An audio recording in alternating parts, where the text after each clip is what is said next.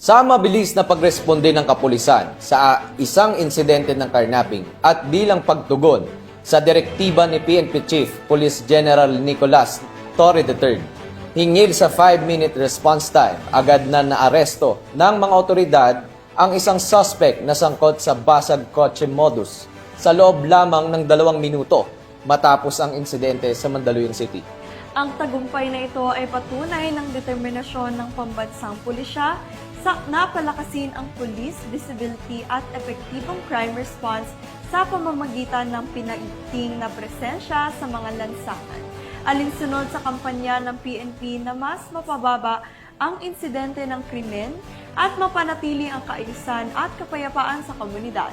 Patrolwoman Jenny May Dolor sa report. Walang takas ang sospek sa pagnanakaw sa isang kotseng nakaparada lamang sa parkingan sa kahabaan ng Boni Avenue, Barangay Plainview, Mandaluyong City.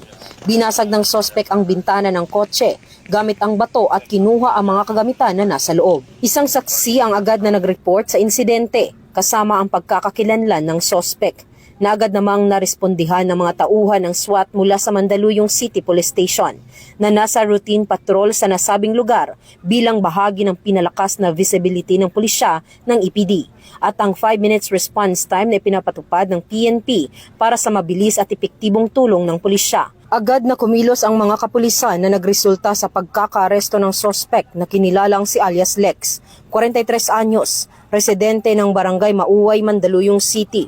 Nabawi naman ang mga ninakaw na kagamitan. Agad pinagbigay alam ng kapulisan sa may-ari ng kotse ang pangyayari. Yung very na-appreciate ko po sobra yung pabilis na pag-action yung mga pulis. Kasi talagang hinanap nila ako kasi wala ko dun sa area nung pinangyari. So, ayun nga, talagang tinutuwa naman nila.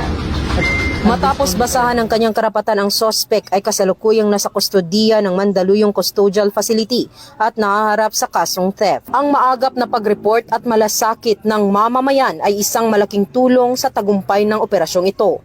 Ang patuloy na pagsuporta ng mamamayan at pakikiisa sa magagandang programa ng PNP ay magbibigay ng mas ligtas at payapang komunidad para sa lahat. Mula dito sa Eastern Police District, ako po ang inyong PNN correspondent, Patrolwoman Jenny May Dolor, alagad ng batas, tagataguyod ng Balitang Pulis.